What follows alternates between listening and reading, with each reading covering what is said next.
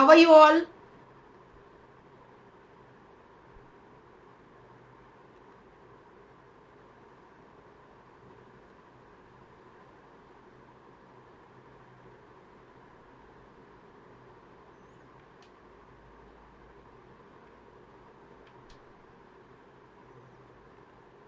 Okay, this is the NCERT book. Pro Pannu ने इसको यहाँ पर भेजा हुआ है, थैंक यू। कुछ लोगों को पता नहीं है कि एनसीईआरटी बुक से पढ़ना होता है। I think my voice is clear children. I am good, how are you all? Okay, तो आज जो आपका सेशन है वो बड़ा खास है। आपने आई थिंक इसका टाइटल पढ़ ही लिया होगा। आज हम करने वाले हैं इकोसिस्टम, जो हम लोगों ने पढ़ा है चैप्टर, उसके जितने भी पीवाईक्यूज हैं लास्ट 10 इयर्स के वो करने वाले हैं, और उनका सॉल्यूशन आपको एनसीईआरटी में कहाँ कहाँ मिलेगा, ठीक है, वो भी आपको मैं बताने वाली हूँ। Okay, so children, I am doctor Aparna Tripathi, NEET faculty biology from Kota Rajasthan, और हम आपस में जुड़े हुए हैं नीट सेशन के लिए, ठीक है। So today our topic is ecosystem previous year questions, 10 years के क्वेश्चंस विद सॉल्यूशन मैं आपको बताने वाली हूं। तो हो जाए तैयार, अपनी अपनी सीट बेल्ट बांध लो, क्योंकि हमारा जो प्लेन है वो बस टेक ऑफ करने वाला है। So let's start. यस, फटाफट से चैट बॉक्स में आंसर इसका फटाफट से जल्दी से बताइए। मुझे पता है आप सब प्रैक्टिस कर चुके हो बहुत अच्छे से। इसी साल का क्वेश्चन है नीट 21 का, इसी साल मतलब लास्ट ईयर का क्वेश्चन है।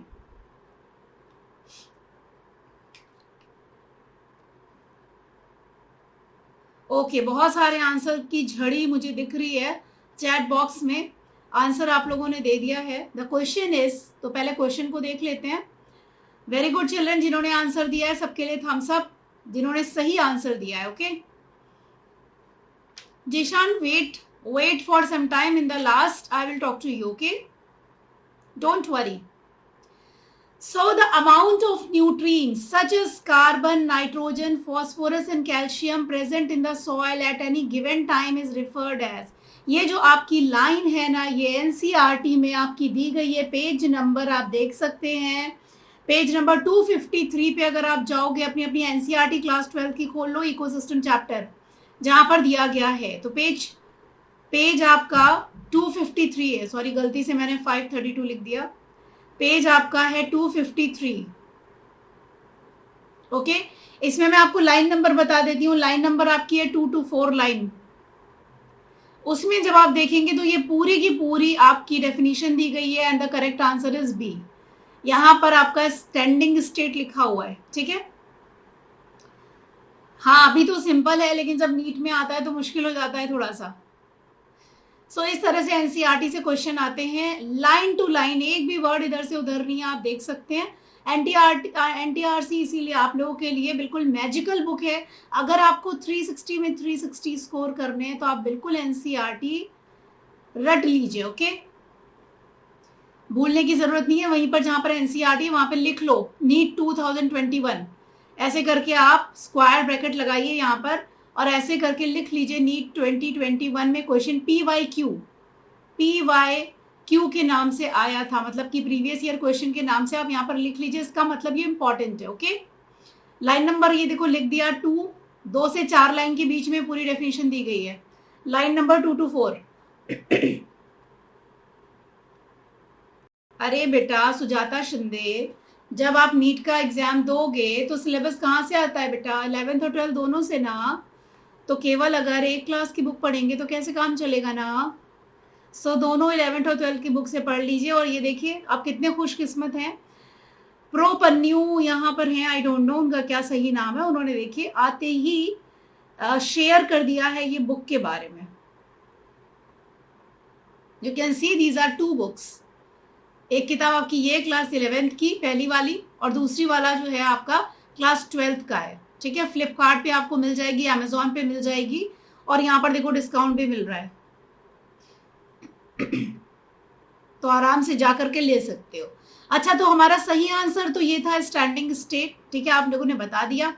एक बार मैं क्वेश्चन को और पढ़ूंगी। द अमाउंट ऑफ न्यूट्रिएंट्स, जो अमाउंट ऑफ न्यूट्रिएंट होता है, ठीक है, न्यूट्रिएंट का जो अमाउंट होता है, जैसे कि हम न्यूट्रिएंट क्या क्या है भाई, मिनरल ट्रांसपोर्ट वाले जो चैप्टर था उसमें आप लोगों ने पढ़ा था। ठीक है, कार्बन, नाइट्रोजन, फास्फोरस और कैल्शियम, ये आपके मेन आपके मिनरल्स होते हैं। ये सॉइल में प्रेजेंट होते हैं किसी भी गिवन टाइम पर। ठीक है, तो उसका नाम क्या बोलते हैं हम? स्टैंडिंग स्टेट बोलते हैं उसकी। ठीक है, उस अमाउंट का नाम स्टैंडिंग स्टेट होता है। अब क्लाइमेक्स कम्युनिटी क्या होती है? क्लाइमेक्स कम्युनिटी वो होती है बेटा, इसका भी मैं आपको बता देती हूँ। पेज नंबर 247 पे और पेज नंबर 250 पे चले जाइए, वहां पर भी आपको इसको आंसर मिल जाएगा। अगर 247 पे जाओगे, स्टैंडिंग क्रॉप वहां पर मिलेगा आपको। 247 पेज नंबर यहाँ पर मैं लिख देती हूँ। स्टैंडिंग क्रॉप की डेफिनेशन देख लीजिए, लिखी हुई है लाइन नंबर 67 पे है स्टैंडिंग क्रॉप की डेफिनेशन। ठीक है, क्या दी गई है स्टैंडिंग क्रॉप की definition? Each trophic level has a certain mass of living material at a particular time called as standing crop. ठीक है, उसको स्टैंडिंग क्रॉप कहते हैं। तो ये हमारा रॉन्ग हो गया। अब आते हैं क्लाइमेक्स कम्युनिटी पे। क्लाइमेक्स कम्युनिटी की जो डेफिनेशन है वो आपकी 250 पेज नंबर पर दी गई है। तो थोड़ा सा एनसीईआरटी में आगे बढ़ेंगे, 250 पेज नंबर पर जाएंगे, लाइन नंबर 14, 15, 16 पर। वहां देख सकते हो क्लाइमेक्स कम्युनिटी। क्लाइमेक्स कम्युनिटी वो कम्युनिटी होती है जब सक्सेशन के दौरान प्लांट सक्सेशन हो रहा होता है और उसमें जो फॉरेस्ट वाले ट्रीज आते हैं, ठीक है, एक ऐसी स्टेज आती है जिसमें ये जो ट्रीज बन गए हैं ये पूरा का पूरा फॉरेस्ट बना लेते हैं और ये जो फॉरेस्ट है ये आपका इक्विलिब्रियम पे पहुंच जाता है। ठीक है, इट बिकम्स एट इक्विलिब्रियम। तो जब ये इक्विलिब्रियम पे पहुंच जाएगा then this stage will be called as climax community. Plant succession मैंने आपको पढ़ाया है, उसमें आपको पता चल गया होगा। ठीक है, तो ये आपका रॉन्ग आंसर था क्योंकि ये डेफिनेशन जो क्वेश्चन के फॉर्म में दी गई है ये आपकी स्टैंडिंग स्टेट की डेफिनेशन है। So B is the correct answer. Climax word ऐसे ही दे दिया गया है आप लोगों को बहकाने के लिए, तो ये भी आपका रॉन्ग है। ठीक है, क्लियर हो गया आई थिंक ये क्वेश्चंस? ये सारे आपके जितने भी ऑप्शंस हैं सारे के सारे आपके क्लियर हो गए। ठीक है, चलते हैं नेक्स्ट क्वेश्चन पर। आज बिल्कुल धमाकेदार सेशन है, बिल्कुल धमाकेदार सेशन है। पीवाईक्यू की प्रैक्टिस इकोसिस्टम की जो बिल्कुल रीसेंट ताज़ा 21 से लेकर के पिछले 10 सालों तक के क्वेश्चंस हैं वो सारे के सारे आपके चल रहे हैं। ओके, सो क्वेश्चन नंबर 2 पे आ जाते हैं। विच of the following statements is not correct? अब देखो, जब कोई इस तरीके का क्वेश्चन आता है आपका, पहले तो क्वेश्चन कैसे करना है आपको ये पता होना चाहिए। सारी गड़बड़ जो होती है वो इसी में होती है। ठीक है, Which of the following statement is not correct? तो जहां पर not लिखा है ना वहां पर आप एक तो इसको एनसर्कल कर लो पेंसिल से चाहो तो, और चाहो तो क्रॉस लगा दो इसके ऊपर। ठीक है, तो जहां नॉट लिखा रहेगा या इनकरेक्ट लिखा रहेगा वहां आप क्या करोगे? क्रॉस लगाएंगे। ठीक है, अगर आपको करेक्ट ऑप्शन ढूंढना है तो आप टिक का साइन लगा दोगे। ठीक है, तो पहले तो आप ये समझ लेंगे कि आपको ऑप्शन कौन सा चूज करना है, नॉट करेक्ट। तो हम ऑप्शन पढ़ते हैं। A option is pyramid of biomass in sea is generally upright. Sea अगर याद हो ये सी है आपका, इसमें सबसे ज्यादा नंबर होता है जो प्राइमरी प्रोड्यूसर होते हैं, पीपी जो होते हैं वो कौन होते हैं? Phytoplankton. Very good Mubashira Khan, इतना लंबा बोला है आपने ए, मुझे सुनाई दे गया ए इज द करेक्ट आंसर। चलो ठीक है, जिन्होंने बोला तो पीपी जो होती है वहां पे फाइटोप्लैंक्टन होती है। तो फाइटोप्लैंक्टन बेटा जो होता है ना वो आपका कम नंबर में रहेगा। ठीक है, वो आपका उसका नंबर जो होगा ना वो कम रहेगा। तो आपका मास, सपोज ये आपकी फाइटोप्लैंक्टन है, उससे ज्यादा नंबर जू प्लैंक्टन का होगा। ये पीपी हो गया, फाइटो में यहाँ पर लिख देती हूँ फाइटो पी। ठीक है, ये आपका जेडपी हो गया, जू प्लैंक्टन हो गया, उससे ज्यादा नंबर, ये आपकी फिशेज हो गई। तो यू कैन सी हियर जो आपका पिरामिड बन रहा है, पिरामिड भी बना देती हूँ इसी के ऊपर मैं, जो आपका पिरामिड बन रहा है लाइक दिस। ठीक है, ये आपका कैसा बन रहा है बेटा? इन्वर्टेड पिरामिड बन रहा है आपका। Okay, so pyramid of biomass in sea is generally upright? No, it is generally inverted. तो यहां पर आपका इन्वर्टेड पिरामिड करेक्ट आंसर होगा। इसका मतलब अपराइट वाला रॉन्ग हो गया, तो ए आपका करेक्ट आंसर है। ठीक है, बाकी के ऑप्शंस देख लेते हैं। Pyramid of energy is always upright, सही है। Pyramid of numbers in a grassland ecosystem is upright, सही है। Pyramid of biomass in sea is generally inverted, सही है। ओके, तो ये तीनों ऑप्शन आपके हो गए रॉन्ग, क्योंकि आपको चुनना था इनकरेक्ट वन। ओके, सो जिन्होंने भी ए लिखा है आंसर में, thumbs up for all. Clear children, आगे बढ़े। सो आगे बढ़ते हैं। अब ये वाला क्वेश्चन का आंसर दे दो फटाफट से, जल्दी से दे दो, मैं चुप रहूंगी।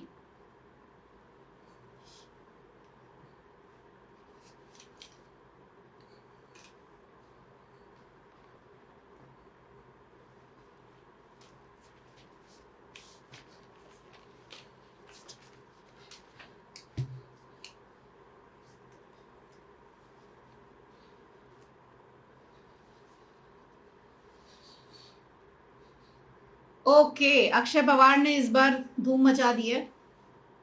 That's great, that's great. चलिए, very good children, very good. In the equation GPP, what is GPP? Gross primary productivity. Gross primary productivity. Okay? तो ये जो ग्रॉस प्राइमरी प्रोडक्टिविटी है, इसमें से माइनस हमने किया आर को, और आर के बारे में ही पूछा गया है कि व्हाट इज आर। अरे बाबा इतना मत चिल्लाओ, गला खराब हो जाएगा सबका, सबका गला खराब हो जाएगा, मेरा कान खराब हो जाएगा। ठीक है, एक बार में ए या सी लिखना सही है। चलिए मैं सबका देख लेती हूं। Net primary product, very good children. NPP जो है that is net primary productivity. Okay, so GPP आपका minus R equals to NPP. ठीक है, जीपीपी आपका जो होता है ग्रॉस प्राइमरी प्रोडक्टिविटी, मतलब जितना टोटल आपकी प्रोडक्टिविटी हुई है। ठीक है, जितनी टोटल आपकी प्रोडक्टिविटी हुई है दैट इज जीपीपी। ओके, अगर उसमें से आर माइनस करेंगे तो एनपीपी हमारा निकल आएगा। तो अब आर यहां पर क्या है, हम लोगों ने पढ़ रखा है, आर जो है दैट इज रेस्पिरेशन लॉसेस। ठीक है, जो आपके प्लांट्स होते हैं वो रेस्पायर करते हैं जब, तो जो लॉस हो जाता है, क्योंकि ग्रॉस प्राइमरी प्रोडक्टिविटी किसके पास में होगी, प्राइमरी प्रोड्यूसर के पास में, है ना। तो जो प्लांट्स होंगे जब उसमें रेस्पिरेशन होगा तो उसमें लॉस होगा। किस चीज का लॉस होगा, एनर्जी का लॉस होगा। ठीक है, हीट के फॉर्म में एनर्जी का लॉस होगा। तो जब एनर्जी का लॉस हम उसमें से माइनस करेंगे, रेस्पिरेशन का लॉस, तो हमारी एनपीपी आ जाता है। ठीक है, एनपीपी हमारा आ जाता है। ओके, सो रिटार्डेशन फैक्टर नहीं है, एनवायरमेंट फैक्टर नहीं है, रेडिएंट एनर्जी नहीं है। ओके, सो रेस्पिरेशन लॉसेज आपका करेक्ट आंसर है। रेस्पिरेशन लॉसेज आपका करेक्ट आंसर है। आपको मिलेगा कहां पर, ये पेज नंबर 243 पे, लाइन नंबर 5 to 10।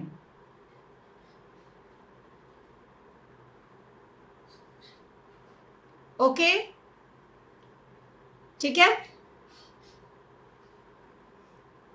तो ये आप देख रहे होंगे यहां पर, देखो नीचे लिखा हुआ है, नीट 21 में आया हुआ क्वेश्चन है बेटा, लास्ट ईयर, लास्ट वाले नीट में 21 का क्वेश्चन है ये, अभी अभी फ्रेश आया हुआ है।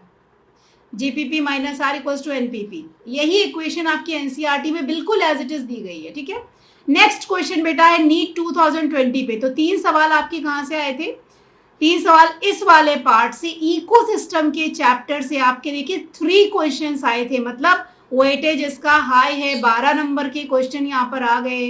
ओके, 12 मार्क्स के क्वेश्चन यहाँ पर आ गए, केवल आपके सेक्शन ए में ही। ठीक है, नेक्स्ट क्वेश्चन पे चलते हैं। क्वेश्चन नंबर 4 है ये, match the trophic levels with their correct species, examples in grassland ecosystem. अब थोड़ा ग्रासलैंड इकोसिस्टम के बारे में एक बार इमेजिन कर लो, फिर मुझे बताओ। ओके, चलो, किसी ने ए लिखा है, किसी ने बी लिखा है, किसी ने डी लिखा है, तो यहाँ पे सतरंगी अतरंगी दुनिया हो गई है इस समय। फिर भी हम सही दिशा में चलेंगे, और जिन्होंने डी लिखा है उनके साथ में हम चलेंगे। ठीक है, डी वालों के साथ में। तो देख सकते हो कॉलम ए और कॉलम बी को मैं मिलाने जा रही हूं, प्लीज थोड़ा सा क्या देना, ध्यान देना। ओके, सो यहां पे आप देख लो, 4th ट्रॉफिक लेवल पे, पहले हम फर्स्ट से चलते हैं। तो फर्स्ट ट्रॉफिक लेवल जो होगा वो आपका ग्रास होगा, क्योंकि ग्रास आपका प्राइमरी प्रोड्यूसर होता है, ठीक है। देन सेकेंड ट्रॉफिक लेवल पे आपका कौन आएगा, तो इसको हम नंबर 1 कर देते हैं, नंबरिंग कर देते हैं। सेकेंड ट्रॉफिक लेवल पे आपका हर्बीवोर आता है, ठीक है। कौन आएगा, हर्बीवोर, जो कि पीसी होगा, यानी प्राइमरी कंज्यूमर। ये वाला टॉपिक तो मैंने आपको बहुत अच्छे से डिटेल में पढ़ाया है। तो रैबिट हो जाता है आपका हर्बीवोर, यानी कि इसकी नंबरिंग में कर दूंगी 2, ओके। देन आपका थर्ड ट्रॉफिक लेवल का जो बंदा होगा वो आपका कौन आएगा, बताइए, क्रो आएगा, ठीक है। सो क्रो जो होता है, इसके बारे में थोड़ा सा हम जान लेते हैं। क्रो जो बेटा होता है ना, वो ओमनीवोर होता है। और क्रो के बारे में पर्टिकुलरली एनसीईआरटी ने लिखा हुआ है, पेज नंबर 246 पे चले जाओ, लाइन नंबर आप चले जाइए 13 पे चले जाइए, ठीक है। लाइन नंबर 13 पे, वहां पे क्रो के बारे में एग्जाम्पल में आप एनसीईआरटी ने ओमनीवोर लिखा है, यानी कि क्रो जो होता है वो आपका इंसेक्टिवोर भी है भाई, इंसेक्ट्स भी खा लेगा, वो आपका हर्बीवोर भी है, ठीक है। घास फूस भी खा लेगा, वो आपका इन्वर्टिवोर भी होता है। इन्वर्टिवोर मतलब इन्वर्टिब्रेट्स को भी खा लेता है, वो आपका ग्रेनीवोर भी होता है। ग्रेनीवोर मतलब अनाज को भी खा लेता है, वो आपका कैरियन ईटर भी होता है। कैरियन ईटर मतलब सड़ा हुआ, डिकेइंग, डेड मटेरियल भी खा लेता है। तो इस तरह से अगर हम देखेंगे तो हमको एक वर्ड मिलेगा, ओमनीवोर, ओके। तो ओमनीवोर होता है क्रो आपका, ठीक है। लेसन का नाम, नंबर, सब कुछ देखो, ऊपर थोड़ा सा और थोड़ा सा नीचे सब लिखा हुआ है, ओके बेटा। तो आप क्रो के बारे में जान लीजिए। अगर हम इस तरह से देखेंगे कि क्रो क्या खाता है, तो हम उसको एक और टर्म दे देंगे, एक और नाम से बुला सकते हैं, ऑपर्चुनिस्टिक। मतलब मौके पे उसको जो भी मिल जाएगा उसको वो खा लेगा, ठीक है, समझ गए। तो थर्ड नंबर पे आपका क्रो आ जाए, क्योंकि यहां पर कंफ्यूजन आप लोगों को, बहुत सारे लोगों को हो जाएगा क्रो और वल्चर में। वल्चर जो होगा बेटा हमेशा टॉप लेवल पर आएगा, क्योंकि वल्चर जो होता है वो केवल कैरियन ईटर होता है, ठीक है। कैरियन, मैं वल्चर वाले काम को थोड़ा सा कलर चेंज करके लिख देती हूँ। टॉप कार्निवोर होगा और ये कैरियन ईटर होगा। कैरियन का मतलब होता है ये रॉटन चीजें खाता है, सड़ी हुई चीजें खाता है, ठीक है। रॉटन चीजें सब नहीं खाता है, कैरियन ईटर होता है। कैरियन का मतलब होता है रॉटन, रॉटन पार्ट, यहां लिख देती हूं मैं। कैरियन का मतलब हुआ है रॉटन, मतलब सड़ा हुआ, डिकेड, डेड, ठीक है। जो चीजें मर जाती हैं, सड़ जाती हैं, वही खाता है वल्चर। तो वल्चर जो होगा वो टॉप पे आ जाएगा। तो अब हमारी देखिए चेन तैयार हो गई है। ये आई आपकी ग्रास सबसे नीचे पीपी के फॉर्म में, उसके बाद आपका हर्बीवोर आया, यानी कि रैबिट आया फटाफट से, उसके बाद आपका क्रो आया, और उसके बाद आपका आ जाएगा वल्चर, ठीक है। तो इस तरह से क्रो और वल्चर में आपने क्या कर दिया, क्या कर दिया, डिफरेंस क्रिएट कर दिया बेटा। ग्रेनीवोर का मतलब ग्रेन खाने वाला, मतलब गेहूं, चावल, अनाज, दालें वगैरह खाने वाला ग्रेनीवोर होता है, ठीक है। मैं सॉरी पायल, ओके वैष्णवी, कोई बात नहीं, आप नए हैं, नए बच्चों को ही जुड़ना है यहाँ पर, ठीक है। इकोसिस्टम का चैप्टर ऊपर देख लीजिए, पीवाईक्यू की प्रैक्टिस चल रही है, और नीचे आप देख लीजिए बायोलॉजी इकोसिस्टम भी लिखा है, एनसीईआरटी का सारा पार्ट है। मैं एनसीईआरटी से रिलेट करके एक एक लाइन नंबर भी आपको बताती चल रही हूँ। लाइन नंबर 13 पे आपको मिल जाएगा, पेज नंबर 46 पे जाकर देख सकते हैं, और वैसे पेज नंबर 46 पे बाकी भी आप पढ़ेंगे तो सब मिल जाएगा आपको ये, ठीक है। तो इस तरीके से हमारा जो ऑप्शन डी है that is the correct option, okay, समझ आया। चलिए आगे बढ़ते हैं।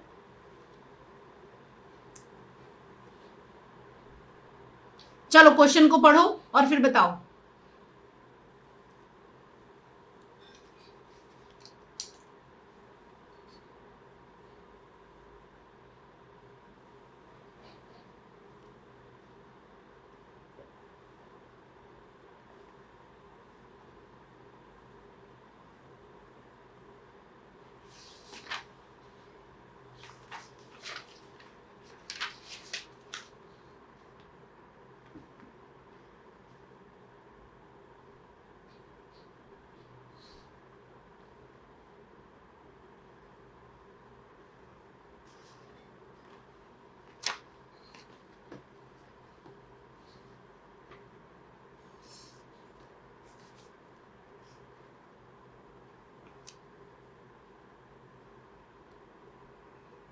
ओके भाई, ओके ओके ओके ओके।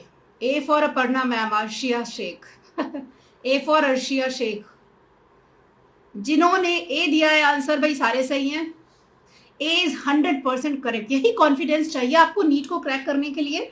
बिल्कुल सही दिशा में हैं आप पायल। पहले पढ़ देती हूं मैं। In relation to gross primary productivity and net primary productivity of an ecosystem, which one of the following statements is correct? अब यहाँ पे वर्ड आया करेक्ट। पहले तो इसको सर्कल कर लो, पेंसिल आपके पास में होगी। नीट के एग्जाम के दौरान भी ऐसा ही कहेंगे। अच्छा, तो आप लोग के नामकरण होते रहते हैं, कभी पायल कभी महक। ओके। कभी पायल की झंकार, कभी महक खुशबूदार। चलो, नीट 2020 का क्वेश्चन है, करेक्ट वाले पे टिक लगा लेना। महक की मम्मा है पायल, तो मैंने मतलब सही शायरी की है। इसका मतलब जॉन बुश को सबके बारे में पता है, इसीलिए शिनचैन ने अपना नाम ही नहीं रखा है। That's great. तो शिनचैन क्या है बेटा? कोरियन नाम रखने के बाद में कह रहे हो कि नाम ही नहीं रखा है। चलो, चलिए, जो ए के साथ गए हैं वो बिल्कुल सही है। ग्रॉस प्राइमरी प्रोडक्टिविटी यानी कि GPP is always more than net primary productivity. अगर हम यहाँ पर वही जो अभी अभी हमने क्या पढ़ी है, इक्वेशन पढ़ी है, उसको यहाँ पर लिखेंगे, दोहराएंगे, तो जब जीपीपी में से आर माइनस होता है तब जाके एनपीपी आती है। इसका मतलब क्या हुआ? एनपीपी क्या हो गई? कम हो गई ना, और जीपीपी क्या हो गया? हाई हो गया। भाई माइनस तो उसी से करेंगे ना जो ज्यादा होगा। तो ये आपका सही ऑप्शन है। ऑलवेज मोर होती है, ऑलवेज जीपीपी मोर होती है। ठीक है। Gross primary productivity and net primary productivity are one and same? No, there is no relationship between gross primary productivity and net prime. No relationship हम यहाँ पर देखिए शो कर रहे हैं इक्वेशन के थ्रू, है ना। Gross primary productivity is always less than net primary productivity. No. ठीक है। तो इस तरह से हमारा ए जो है वो सही आंसर आया है। इसके बारे में मैं आपको बता दूं, पेज नंबर 243 पे जाओगे, फर्स्ट पैराग्राफ में आपको ये मिल जाएगा। ठीक है। पेज नंबर 243, फर्स्ट पैराग्राफ, पूरा इसी के बारे में। चलो, अब बतियाना शुरू हो गया बस। बताओ। चलो, कुछ मत बताओ, नेक्स्ट क्वेश्चन पे आओ। Question number 6, which of the following statements is incorrect? ये नीट 2020 जब कोविड चल रहा था तब का है। ठीक है। तो आपके कौन सा स्टेटमेंट इसमें से इनकरेक्ट पूछा गया है, एनसर्कल करेंगे और इस पे क्रॉस लगा देंगे। ठीक है। कौन सा इनकरेक्ट है तो पढ़ना शुरू करते हैं। कौन कौन से आपके? Energy content gradually increases from first to fourth trophic level. Incorrect ढूंढना है। Incorrect, energy content gradually increases from first to fourth trophic level. मैं आपको छोटा सा डायग्राम यहाँ पे बना के बता देती हूँ। ये देखो, हमारा पिरामिड आ गया। अब यहाँ पर नीचे हमारा पीपी है, प्राइमरी प्रोड्यूसर। उसके बाद में आपका प्राइमरी कंज्यूमर पीसी है, फिर आपका सेकेंडरी कंज्यूमर एससी है, फिर आपका टॉप लेवल का टर्शरी कंज्यूमर है। ठीक है।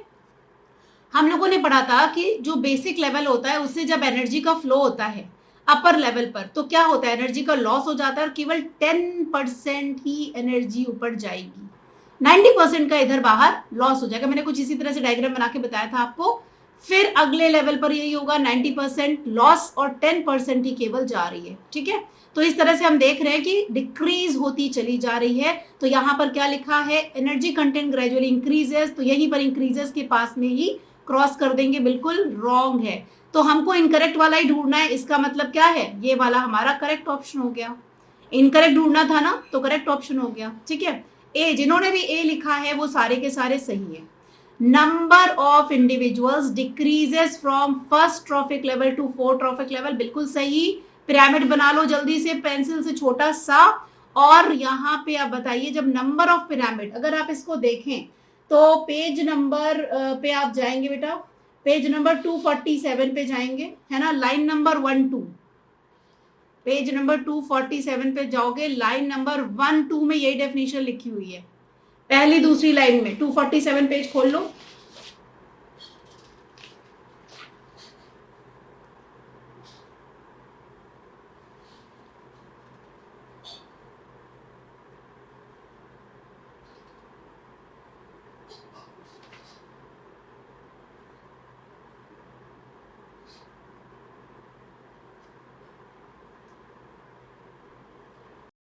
ओके, इकोलॉजिकल पिरामिड्स के बारे में,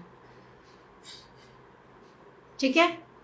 तो यहां पर देखो नंबर वाले की मैं बात कर रही थी, नंबर ऑफ इंडिविजुअल्स, पीपी आप देख रहे हैं, इसका बेस देखिए, सबसे बड़ा बेस है इसका, उसके बाद में उससे छोटा बेस है, उसके बाद में उससे छोटा, उसके बाद में उससे छोटा। तो जैसे जैसे ऊपर चले जा रहे हैं, यहाँ पर आपको एक पॉइंटेड टिप दिखाई दे रही है, इसका मतलब जो नंबर है आपका, ठीक है, जो नंबर है आपका वो जैसे जैसे ऊपर जाओगे टॉप लेवल पर, फर्स्ट लेवल पर, ये फोर्थ लेवल है नीचे, सॉरी ये फर्स्ट लेवल है नीचे, सॉरी, और ये ऊपर वाला फोर्थ लेवल है, ठीक है। तो ये जैसे जैसे आप ऊपर बढ़ेंगे नंबर ऑफ पिरामिड वाले में, पिरामिड ऑफ नंबर वाले में, तो वैसे वैसे क्या हो जाएगा, डिक्रीज हो जाएगी। तो इसका मतलब ये सही है, सही लिखा हुआ है, तो अगर ये सही है तो आपका करेक्ट ऑप्शन हो जाएगा, ठीक है। वैष्णवी, ये मैं आपको पीवाईक्यू करवा रही हूँ बेटा, प्रीवियस ईयर क्वेश्चंस इकोसिस्टम के चैप्टर हम लोग पढ़ चुके हैं, ठीक है। नेक्स्ट आपका क्वेश्चन है, energy content gradually decreases from first to fourth trophic level. तो ये आपका बिल्कुल सही है, ग्रेजुअली डिक्रीज होता है आपका energy level from first to fourth trophic level, ठीक है, पहले से चौथे ट्रॉफिक लेवल तक। फोर्थ ट्रॉफिक लेवल आपका बिल्कुल टॉप पे आएगा, फर्स्ट ट्रॉफिक लेवल बेस पे आएगा, यहां से ऊपर जब जाते हैं, आप ये भी देखो समझाया, तो फिर आपका ये वाला जो पिरामिड है ऊपर वाला, इसको देखेंगे तो समझ जाओगे, ठीक है। तो ये वाला आपका करेक्ट ऑप्शन है, इसका मतलब ये चूज नहीं करना। Then biomass decreases from first to fourth trophic level. तो बायोमास का जो पिरामिड होता है वो भी अपराइट होता है, बायोमास जो होता है वो भी नीचे सबसे ज्यादा होता है फर्स्ट लेवल पे, और फोर्थ लेवल पे सबसे कम होता है। तो ये भी आपकी क्या हो रही है, डिक्रीज हो रही है, ठीक है, नीचे से ऊपर जब जा रहे हैं तो डिक्रीज हो रहा है, तो फिर ये भी आपका सही है, इसलिए इनकरेक्ट हो जाएगा, ठीक है। हाँ भाई, ये चैप्टर पूरा कंप्लीट हो चुका है, अभी तो हुआ है ट्यूसडे को मैंने चैप्टर कंप्लीट कर दिया है, तभी तो आज मैं इसके पीवाईक्यू ले रही हूं।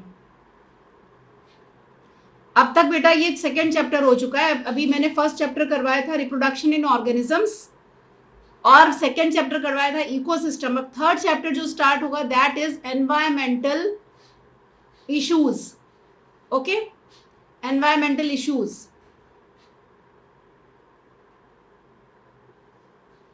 जिन्होंने अभी ज्वाइन किया है कोई बात नहीं, अगर आप में से कोई स्टूडेंट्स, आप में से 11 टू 12, मतलब अभी अभी आपने अपना 11th क्लास कर लिया है और 12th में जा रहे हैं, तो आप लोग मेरा अल्टीमेट बैच नाम का नया एक बैच आने वाला है 16 मई से, आज 12th में है, ठीक है, मंडे से आ जाएगा ये मंडे को, तो उसको ज्वाइन कर सकते हो जा करके, समझ गए, उसको ज्वाइन कर सकते हो। तो वहां पे सारे चैप्टर रिपीट होंगे पूरे डिटेल में, along with competition, along with mock test, along with PYQ practice, ठीक है, इसके साथ में पूरे आपके होंगे।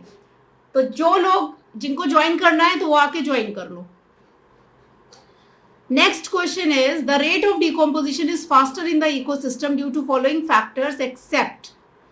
जो डिकम्पोजिशन का रेट होता है, ठीक है, वो आपका इकोसिस्टम में फास्टर होता है, ठीक है, फॉलोइंग फैक्टर्स की वजह से, एक्सेप्ट यानी कि वो फैक्टर जिसका नहीं होता उसको आपको एक्सक्लूड करना है। ऑड वन आउट का क्वेश्चन है, ओके, ऑड वन आउट का क्वेश्चन है, 2020 में आया हुआ है। तो हम लोग ऑप्शंस देख लेते हैं, आप लोगों ने धुआंधार ऑप्शन लिखे हुए हैं, okay.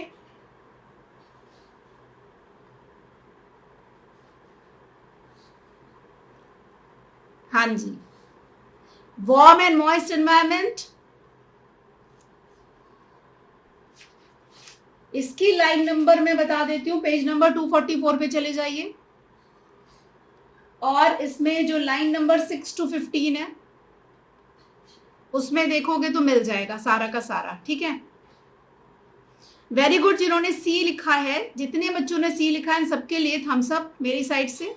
Detritus richer in lignin and chitin, ठीक है, तो डिकम्पोजिशन फास्टर इनमें नहीं होता है, एक्सेप्शन है ये। क्यों? क्योंकि जो लिग्निन और काइटिन है वो हार्ड मटेरियल है, ठीक है, कॉम्प्लेक्स मटेरियल होता है, इसीलिए, ठीक है।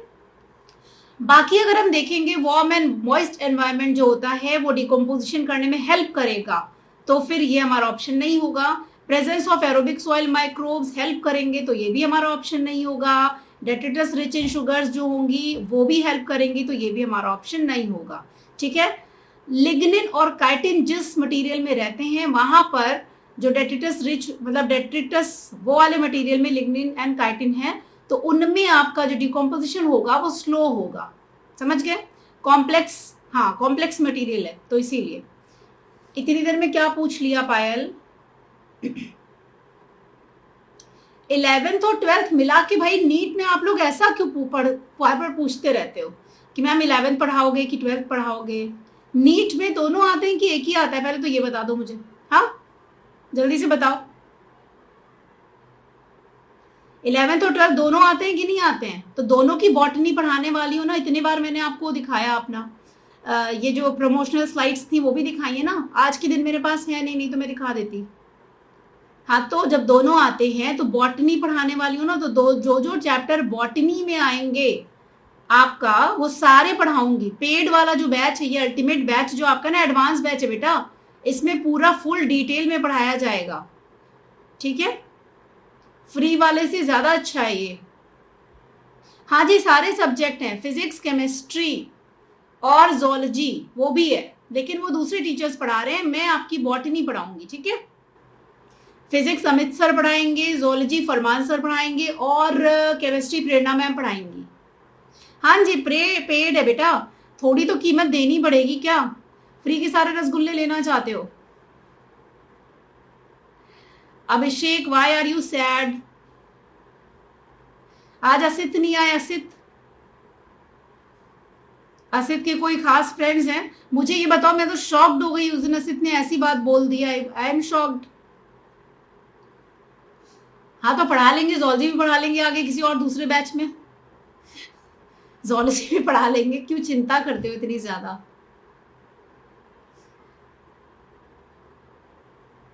अरे वाह मुबशिरा, 98 मार्क्स, मजा आ गया सुन के। 100 कौन लाने वाला है? मैं सच में शौक हूं और वो आज आए भी नहीं है। हाँ तो फ्री के रसगुल्ले खाने से पेट में दर्द होता है अक्षय? फ्री के थोड़े से एक दो ठीक रहते हैं, अगर पूरा आप बोल भर के फ्री के खाओगे तो पेट में दर्द हो जाएगा, इसीलिए थोड़ा सा पे भी करना पड़ेगा उसके लिए।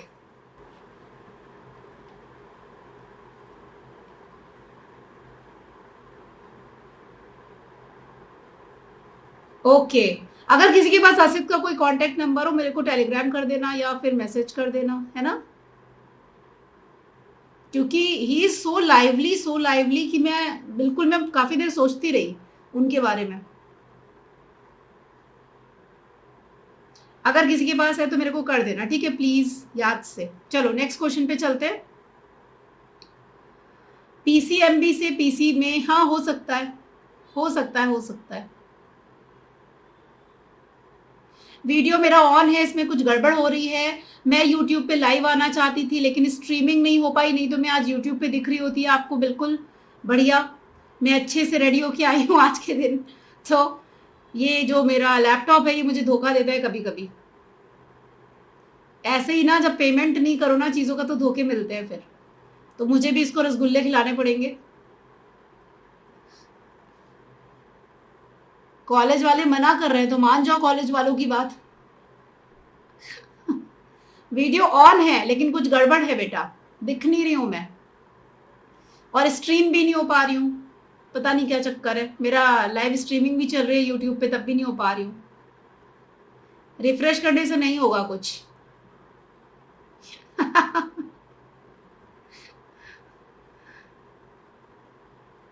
अरे बाप रे बाप, कौन से रिलेटिव्स हैं? ऐसे रिलेटिव्स को त्याग दो। अभिषेक ऐसे रिलेटिव्स को त्याग दो।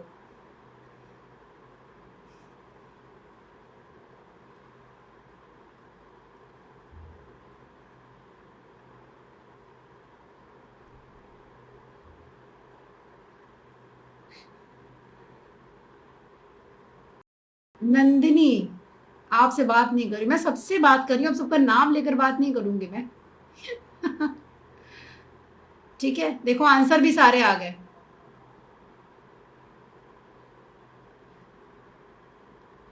हाँ बेटा, इस बैच में फुल कोर्स होने वाला है, केवल डिवाइड करके आपको बताया गया है, ठीक है। Full course. अब आप ही सोचो, अभी कौन सा महीना चल रहा है भाई, मई चल रहा है ना।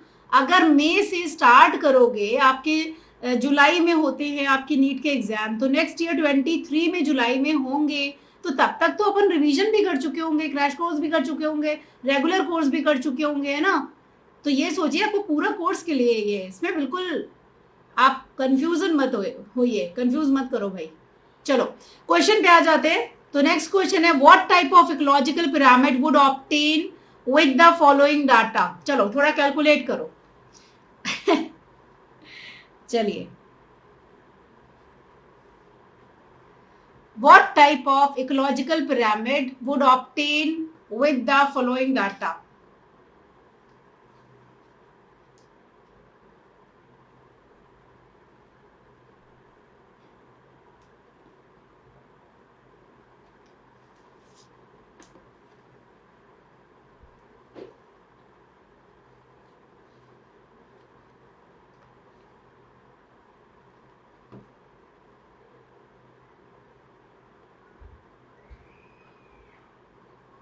सेकेंडरी कंज्यूमर 120 ग्राम है सेकेंडरी। तो पहले तो हम पिरामिड बनाएंगे, सबसे पहले क्या करेंगे, पेंसिल उठाएंगे, पिरामिड बनाएंगे, ठीक है।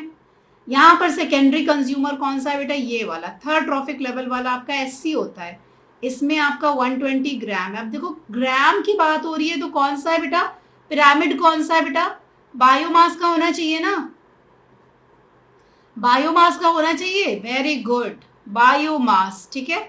किलोग्राम ग्राम वेट नापने लगे हम, अपना नहीं दूसरों का, तो फिर क्या हो गया 120 ग्राम, ठीक है। अब आएगा प्राइमरी कंज्यूमर 60 ग्राम। तो प्राइमरी कंज्यूमर जस्ट इसके नीचे वाले तले पे रहता है, 60 ग्राम आ जाएगा, ठीक है।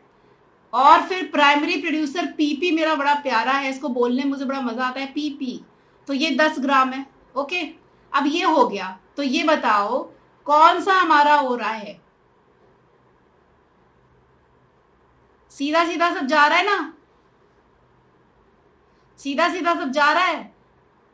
ए, सब लोगों ने बोला ए। अब मैंने तो अपराइट बना दिया है, मैंने तो अपराइट बना दिया है, तो इसको हम क्या करेंगे बेटा, क्योंकि बायोमास का है, तो अगर अगर बायोमास का है, ठीक है, तो पीपी यहां पर अगर 10 ग्राम है, कम है, और एससी जो है वो क्या है आपका, सॉरी पीसी जो है वो आपका कितना है 60 ग्राम है, इससे बड़ा, और आपका एससी जो है वो इससे भी बड़ा है 120 ग्राम है, तो ये आपका इन्वर्टेड पिरामिड ऑफ बायोमास होगा। वेरी गुड, समझ गए, समझ गए ना, ठीक है। क्योंकि बेस देखो, एरिया जो है ना वो ज्यादा ज्यादा ऊपर आ रहा है ना 120 ग्राम टॉप लेवल पे, तो इन्वर्टेड हो जाएगा पिरामिड, सिंपल। हम लोगों ने बायोमास का इन्वर्टेड पिरामिड पढ़ा हुआ है, ओके। तो पिरामिड ऑफ एनर्जी अपराइट होता है हमेशा, तो ये नहीं होगा। Upright pyramid of numbers, number वाला हम पढ़ ही नहीं रहे हैं, बायोमास का पढ़ रहे हैं, तो ये भी नहीं होगा। अपराइट पिरामिड ऑफ बायोमास नहीं होगा, ठीक है, क्यों, क्योंकि यहाँ पर ये देखिए नंबर कम नहीं होगा, अगर अपराइट होगा तो नीचे नंबर सबसे ज्यादा होगा, ठीक है। चलिए, thank you Payal, thank you so much, समझ में आ गया एवरीबडी। तो इसको भी आप पेज नंबर जो पिरामिड वाला दिया गया है ना, जहां पे मैंने आपको भी बताया ही था पेज नंबर, उसी में जाकर के देख लो 48, 248 और 249 पेज नंबर पे सारे पिरामिड्स दिए गए हैं। 2 पिरामिड इसके अलावा मैंने बताए थे जो एनसीईआरटी में दिए नहीं गए हैं, मेरी पीडीएफ देखोगे तो मिल जाएंगे उसमें आपको, वो भी इंक्लूड कर लेना, ठीक है।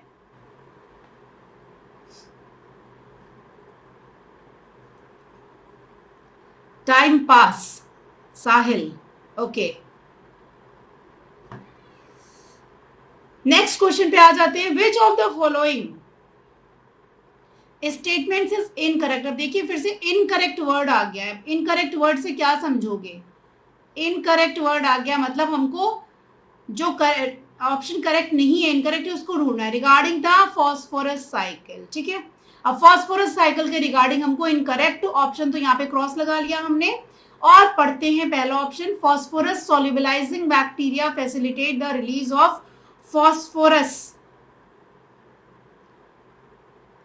फ्रॉम ऑर्गेनिक रिमेन्स, ठीक है। ऑर्गेनिक रिमेन्स, यहां पर लिखा हुआ है।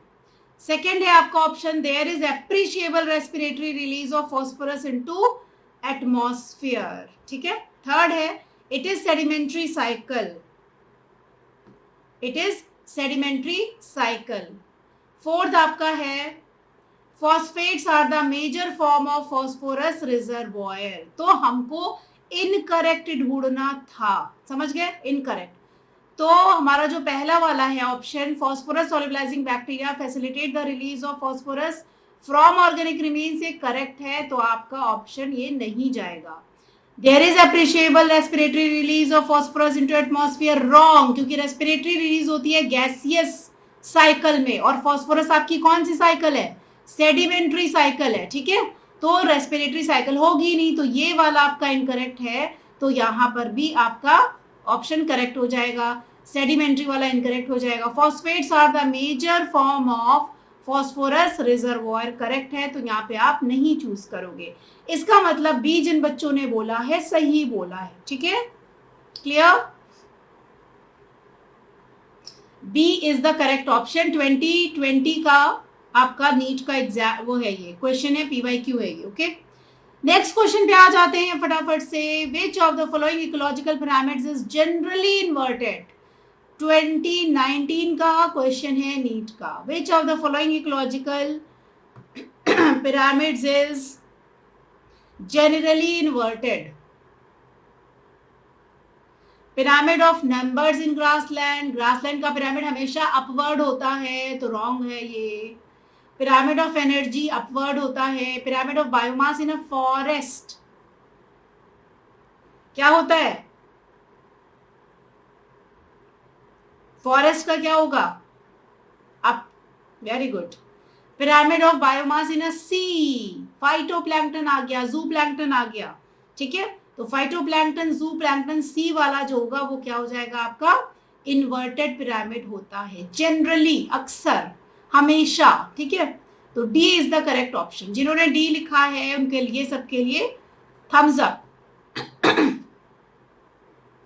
सो pyramid of biomass in a sea is inverted always. Next question पे आते हैं। अच्छा ये हमारा हो चुका है, ये क्वेश्चन हो चुका है, रिपीट हो गया आई थिंक, यस, कोई बात नहीं। नेक्स्ट पे आते हैं। The region of biosphere reserve which is legally protected and where no human activity is allowed is known as। अब ये देखो 2017 का दिल्ली नीट का क्वेश्चन है, इसको देखिए।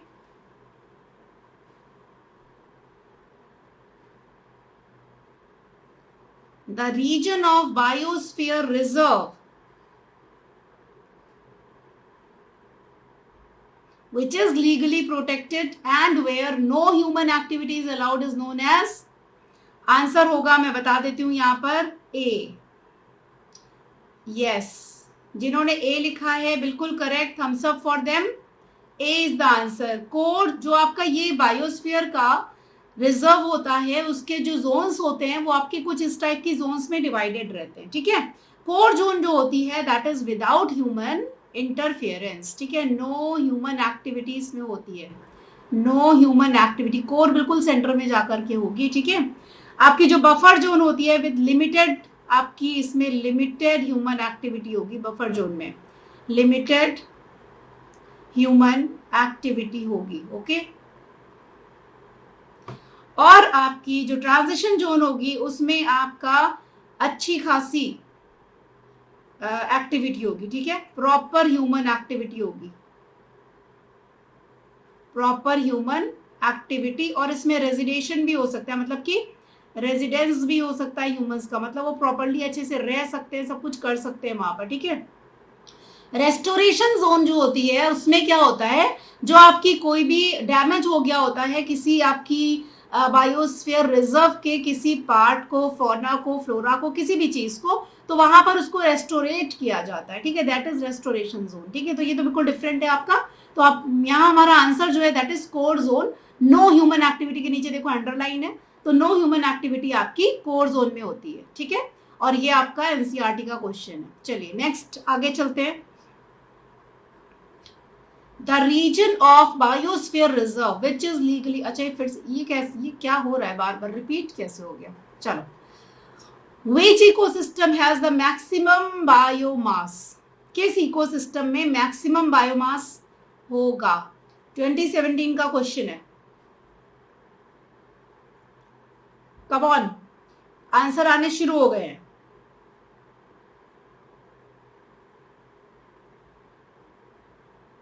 चलो ए के साथ ही मैं चली जाती हूँ, सबसे ज्यादा आंसर किसके, ए, फॉरेस्ट इकोसिस्टम में सबसे ज्यादा होगा। क्यों? क्योंकि इसमें बायोडायवर्सिटी है बेटा, ठीक है। फॉरेस्ट में विच इकोसिस्टम हैज मैक्सिमम बायोमास, इसमें क्या होंगे, ट्रीज होंगे। बायोमास की बात की जा रही है, ट्रीज जो होते हैं उनका वेट, उनका बायोमास सबसे ज्यादा होगा ना ट्री। अब ये ट्री देखो, ये ट्री इतना बड़ा है, और ये अगर हम ग्रासलैंड इकोसिस्टम की बात करें तो ग्रास होती तो बहुत सारी है, लेकिन कितनी छोटी सी होती है, तो बायोमास कम आएगा उसका। पॉन्ड इकोसिस्टम भी एक आपका लिमिटेड एरिया होता है, ठीक है, तो उस लिमिटेड एरिया में कम आएगा। इसी तरह लेक इकोसिस्टम में भी लिमिटेड एरिया होता है, समझ गए। तो जो ट्री फॉरेस्ट वाला होता है उसमें ट्री इतने ह्यूज होते हैं, बड़े बड़े होते हैं कि इनका जो बायोमास है, ऊपर से पूरे फॉरेस्ट की बात कर रहे हैं, पूरे फॉरेस्ट की बात कर रहे हैं, तो फॉरेस्ट में क्या होगा, हर तरीके की चीजें होंगी, तो मैक्सिमम बायोमास यानी कि उसमें फौना भी होगा, फ्लोरा भी होगा, ग्रास भी होगी, और आपके हर्बीवोर भी होंगे, कार्निवोर भी होंगे, ठीक है। तो फॉरेस्ट, ये बिल्कुल मेंटल एबिलिटी टाइप का क्वेश्चन है, बहुत ही इजी है, अपना दिमाग थोड़ा सा चलाओ ठंडा पानी पी करके तो तुरंत ही आ जाएगा, ठीक है। तो forest ecosystem is the correct answer, okay. तो यहाँ पर आपको मिलते हैं 4 नंबर, जिन्होंने ए दिया था मेरी तरफ से 4 नंबर, ओके। अरे अर्शिया का फोन डिस्चार्ज हो गया, चलो चार्जर है किसी के पास, anybody has got charger?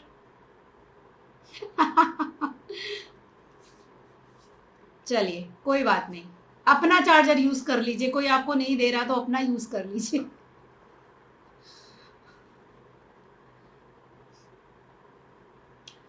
Next question is presence of plants arranged into well-defined vertical layers.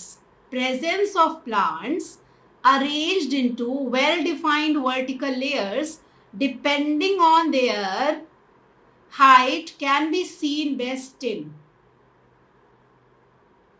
Come on, come on.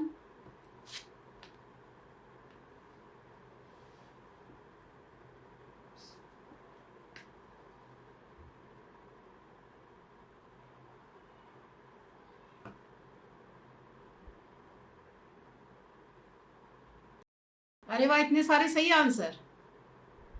चलो फिर से पढ़ते हैं। प्रेजेंस ऑफ प्लांट्स, प्लांट्स जहां प्रेजेंट हैं, arrange into well defined vertical layers. Well defined vertical layers मतलब ऐसे ऐसे ऐसे ऐसे ऐसे, ठीक है, वर्टिकल अपवर्ड जा रही हैं।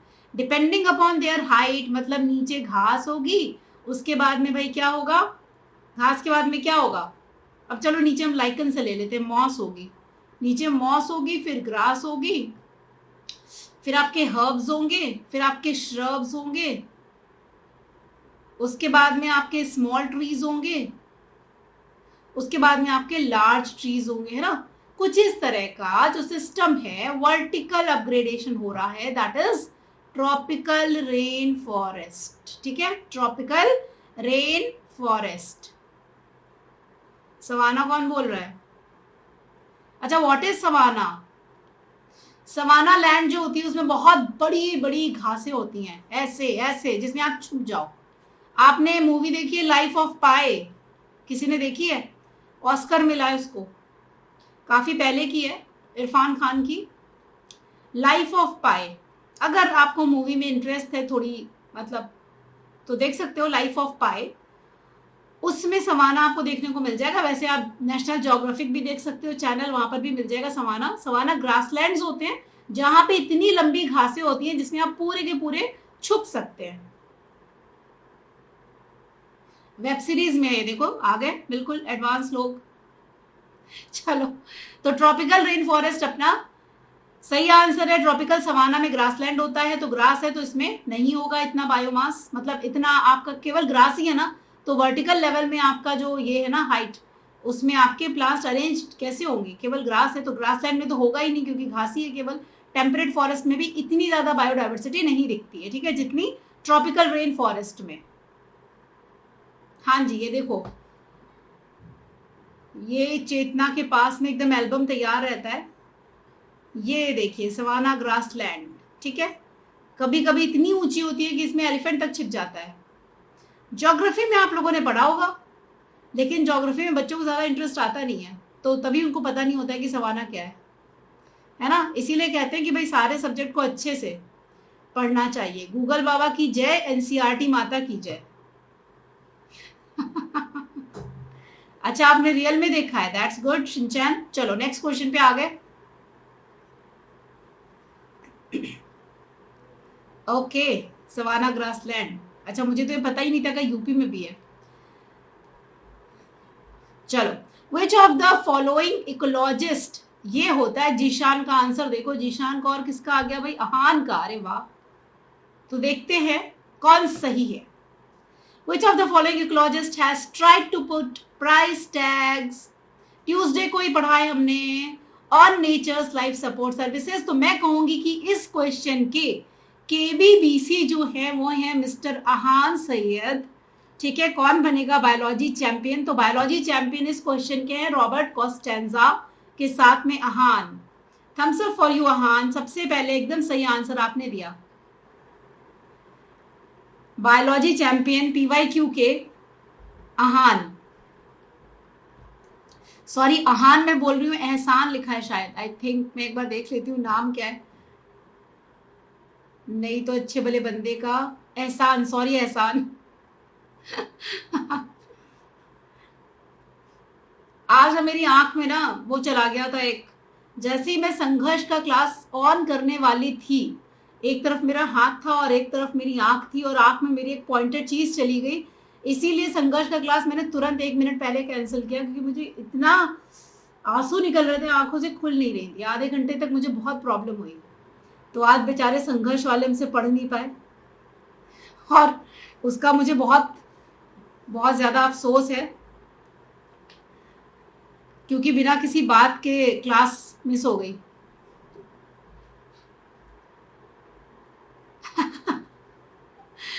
थैंक यू एहसान, थैंक यू। हाँ वो पूरा पता नहीं, पूरा वो चला गया, तो मुझे तुरंत ही क्लास मुझे ऑफ करना पड़ा। Sorry Chetna for today's class. और इट्स ओके, कभी कभी ऐसा हो जाता है।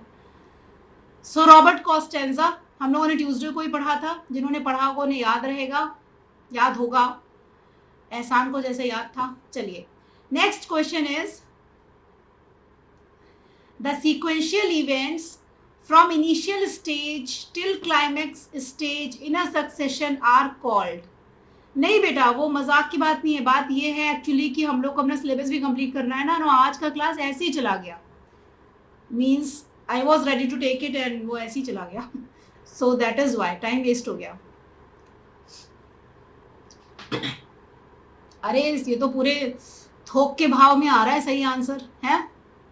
The sequential events from initial stage till climax stage in a succession are called seer। Very good, बिल्कुल सही। सबके लिए थम्स अप है, ठीक है। उनको हम क्या बोलते हैं बेटा? उनको बोला जाता है सेयर, ठीक है। सीक्वेंस ऑफ कम्युनिटीज को बोलते हैं सेयर। ओके, अलग अलग कम्युनिटीज होती है ना। हाँ जी, गुजरात का क्वेश्चन है ये, नीट गुजरात का क्वेश्चन है। अलग अलग मॉडल पेपर होते हैं ना अलग अलग जगह पे, अलग अलग मॉडल पेपर। आप जिस क्लास में बैठ करके नीट का एग्जाम देंगे, वहां पर भी 4-5 टाइप के मॉडल पेपर्स आएंगे, जिसमें क्वेश्चन सेम रहते हैं, लेकिन उनकी जो नंबरिंग होती है ना वो अलग अलग रहती है, सीरियल नंबर अलग होता है, ठीक है। तो चीटिंग करने की तो खैर नौबत नहीं आएगी, इतना टाइम भी नहीं होता है। और हाँ, सीक्वेंस अलग रहता है, सीरियल नंबर अलग रहता है, सारे क्वेश्चन सेम होते हैं बेटा। नहीं तो फिर आपकी जो वो होती है ना, आपका रिजल्ट फिर गड़बड़ हो जाएगा ना। सारे क्वेश्चन सेम रहते हैं, केवल सीरियल नंबर चेंज रहता है, मॉडल नंबर अलग रहता है पेपर का।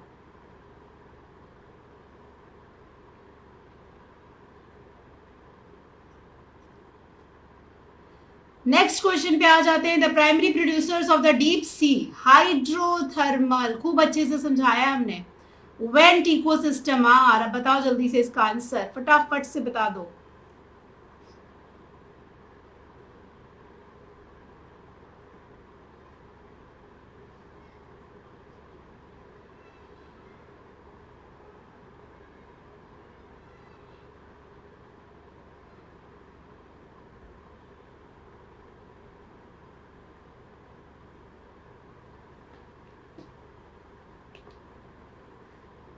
डेट्रीवोर कौन होता है?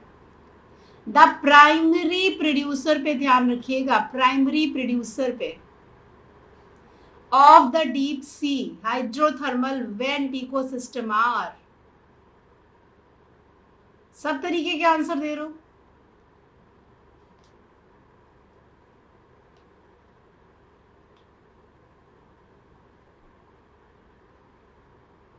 बिल्कुल अलग सा टर्म है भाई। अरे बी कहां से हो जाएगा?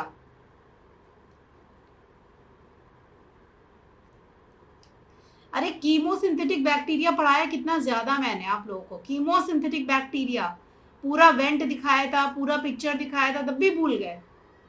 Chemosynthetic bacteria D. यहाँ पे लाइट ही नहीं आती है ऊपर से। भाई अगर लाइट प्रेजेंट होगी, अगर लाइट प्रेजेंट होगी तो फोटोसिंथेसिस हो जाएगा ना बेटा। अगर लाइट प्रेजेंट होगी तो फोटोसिंथेसिस। अब ब्लू ग्रीन एल्गी तो फोटोसिंथेसिस पी हो जाएगा। कोरल रीफ में फोटोसिंथेसिस वो तो ऊपर ही होती है, बिल्कुल ये तो ऊपर तक होती है, यहाँ तक तो लाइट आती है। ग्रीन एल्गी भी आपकी फोटोसिंथेसिस। कीमोसिंथेटिक बैक्टीरिया बिल्कुल डीप सी में होता है, यहाँ पर वेंट होते हैं, hydrothermal vent. Hydro means water, thermal मतलब अंदर जो कोर में जो यहाँ पर कोई वॉल्केनिक एक्टिविटी हो रही है उसकी वजह से गैसेस बाहर आ रही हैं और वो बहुत हॉट होती हैं, तो ये थर्मल यानी कि ये हीटेड वाटर होता है, हॉट वाटर हो जाता है, हीट प्रोड्यूस होती है। यहाँ पर आपको कीमोसिंथेटिक बैक्टीरिया मिलेगा क्योंकि लाइट प्रेजेंट नहीं है, सल्फर बैक्टीरिया होता है मेनली। तो यहाँ पर क्या होता है, कीमोसिंथेसिस के थ्रू एनर्जी प्रोवाइड होती है। कीमोसिंथेसिस होती है, ना कि फोटोसिंथेसिस। समझ गए? कीमोसिंथेसिस के थ्रू क्या होता है। अच्छा, you are telling but nobody heard. Okay okay, मेरे कान खराब है थोड़े थोड़े। चलो, जॉन की बात मैंने देख ली, सुन भी ली।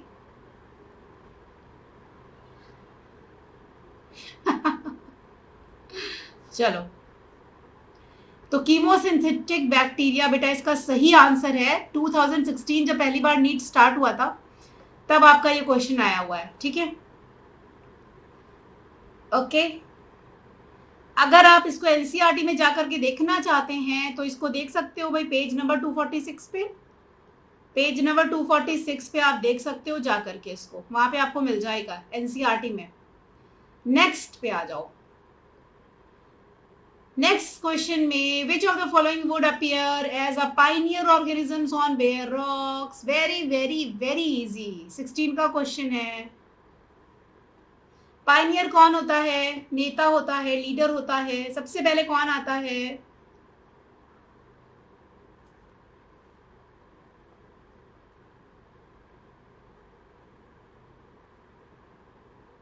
जितने लोगों ने ए आंसर दिया है मैं उन सबके साथ हूं। लाइकेंस।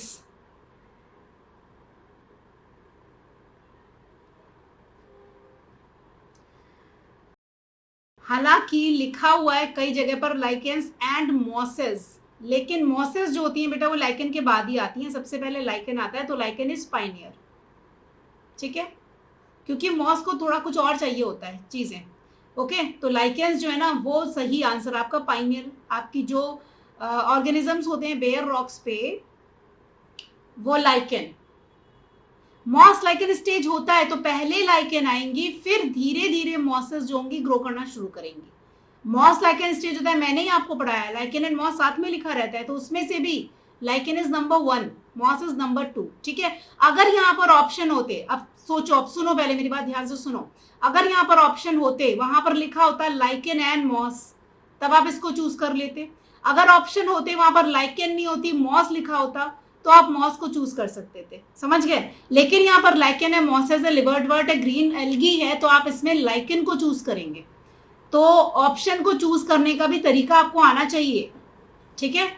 मैं हमेशा कहती हूँ ना, चूज बेस्ट करेक्ट ऑप्शन। तो बेस्ट करेक्ट ऑप्शन वाले कई सारे क्वेश्चन होते हैं नीट में जो आपकी रैंक को तुरंत ही नीचे ले आएंगे, 4 नंबर का घोटाला तुरंत ही हो जाएगा, ठीक है। तो एक्यूरेट बिल्कुल पिन पॉइंट वाला जो आंसर है ना उसको आपको चूज करना है।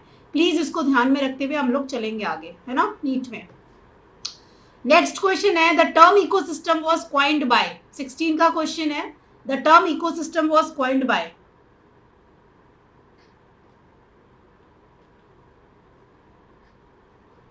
पढ़ा है आप सबने? मैं बता देती हूं, एजी टेंसले 1935 में इन्होंने दिया था ये टर्म। एजी टेंसले सही है। ओके, किसी को नहीं आता है तो लिख लो। मैंने वैसे बताया है, जब मैंने इकोसिस्टम पढ़ाया था तो मैंने बताया था एजी टेंसले का नाम। नेक्स्ट क्वेश्चन है, secondary succession takes place in और ऑन, 15 का क्वेश्चन है, आईपीएमटी का आ गया। Secondary succession takes place on या इन, कहां पर सेकेंडरी सक्सेशन होता है?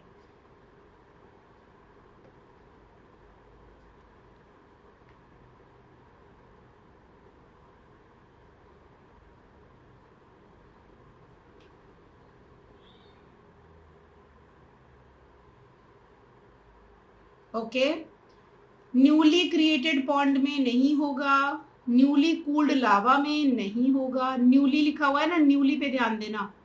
बेयर रॉक में प्राइमरी सक्सेशन होता है तो सेकेंडरी नहीं होगा भाई। डिग्रेडेड फॉरेस्ट में, जो फॉरेस्ट पहले था फिर डिग्रेड हो गया, मतलब खराब हो गया, खत्म हो गया बिल्कुल, वहां पर आपका सेकेंडरी सक्सेशन होगा। ओके, ठीक है, तो डी आपका ऑप्शन जो है, जिन्होंने दिया उन सबके लिए thumbs up, degraded forest area में होगा। नेक्स्ट क्वेश्चन की तरफ चलते हैं। आज तो बिल्कुल मजे आ गए, है ना? आज क्लास करने में मजे आ गए। In an ecosystem the rate of production of organic matter during photosynthesis is termed as,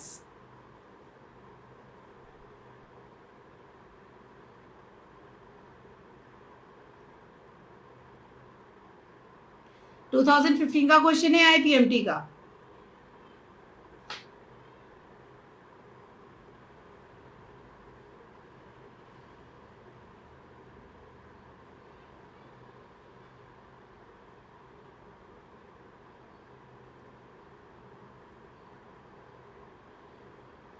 bar bar Thums up मत बोलिए, क्यों अभी?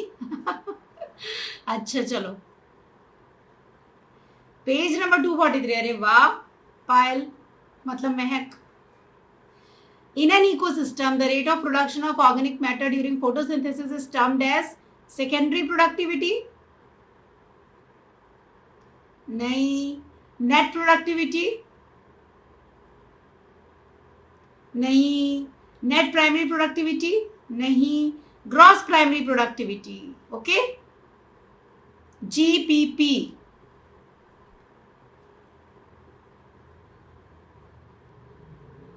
पेज नंबर 243, जैसा कि महक ने बताया।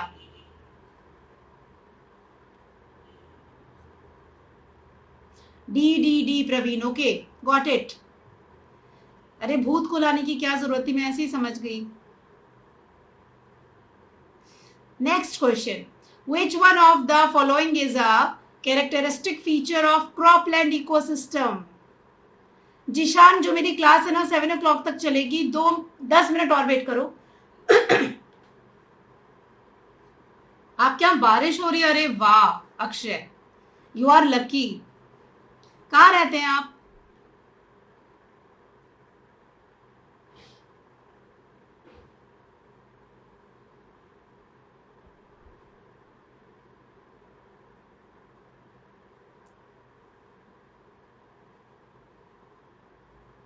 और हमारे यहाँ सावन आए। हम लोगों ने सावन को अपने यहाँ ही रख लिया है ना Chetna? Okay, Maharashtra, that's great. बस सेशन करने के बाद में जाओ, बारिश में नहा के आओ।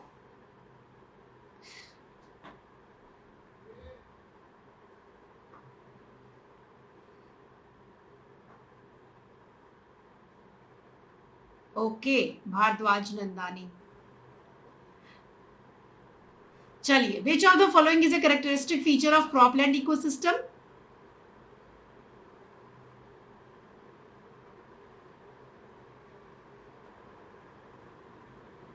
मेरे यहाँ भी नहीं हो रही है, मेरे यहाँ तो रेगिस्तान है भाई। आई एम इन रेगिस्तान राजस्थान। क्या पूछ रहे हैं आप जिशान? अ, अ,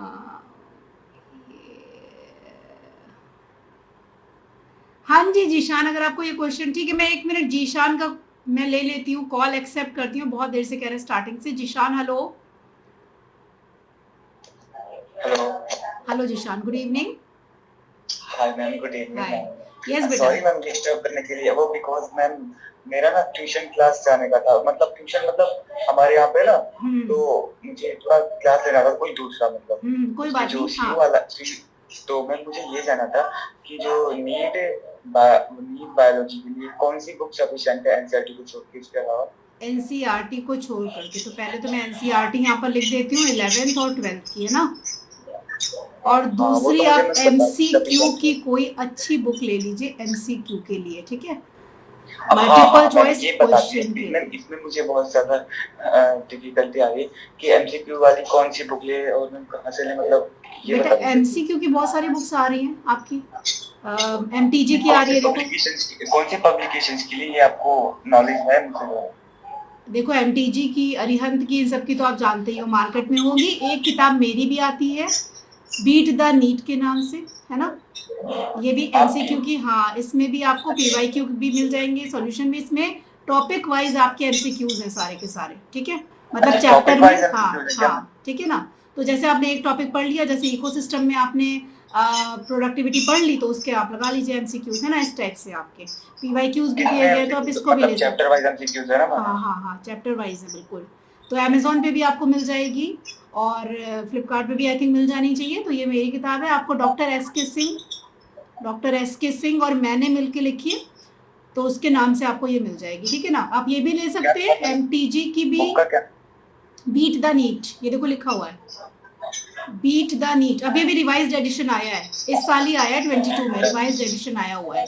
अमेजोन पे देखेंगे तो मिल जाएगा। ये अमेज़न फ्लिपकार्ट पे मिल जाएगा? हाँ बेटा मिल जाएगा, अमेजोन पे मिल जाएगा, ओके। ठीक तो है। मैम ये बता दीजिए, एनसीईआरटी के अलावा कोई और बुक सफिशिएंट है जो हम मतलब बेटा बायोलॉजी आप के लिए एनसीईआरटी पढ़ को सकते बिल्कुल घोल के पी लो। 10 साल से ज्यादा के पीवाईक्यू मत लगाना, ठीक है, 10 साल के पीवाईक्यू लगाई, हैं? क्योंकि अच्छा मैम, एनसीईआरटी जो चेंज आप हो बता जाती रहे है। हो हाँ beat the beat the NEET, तो नीट, उसमें हाँ 10 साल बिल्कुल। के आप हैं? हाँ हाँ हाँ जी, आप देख लीजिए, आप उसको चेक कर लीजिए, आपके यहाँ मार्केट में भी मिल जाएगी, आप एक बार रिव्यू कर लो उसका, है ना, ठीक है। तो आपको पता चल जाएगा। दूसरा, अगर आपको एमटीजी तो बहुत ही फेमस है, अरिहंत बहुत फेमस है, और फिंगर करके कोई एक बुक आती है ना, तो ये सारी, ठीक है, इससे आपका काम चल जाएगा। वैसे तो एनसीईआरटी आप पूरे एक एक अगर पॉइंट वाइज पढ़ेंगे, जैसे आपने अभी देखा ही होगा, मैं लाइन भी बता रही हूँ आपको ना, एक एक लाइन बता रही हूँ ना, कहाँ कहाँ से क्वेश्चन आए, तो आप देख ही सकते हो, सब एनसीईआरटी से आता है तो पूरा। मैम यू में मतलब बायोलॉजी के लिए ओनली एनसीईआरटी सफिशिएंट, इसके अलावा बायो कोई में, और हाँ बुक जी नहीं हाँ पढ़? जी बिल्कुल, 90% क्वेश्चन तो एनसीईआरटी से ही आएंगे।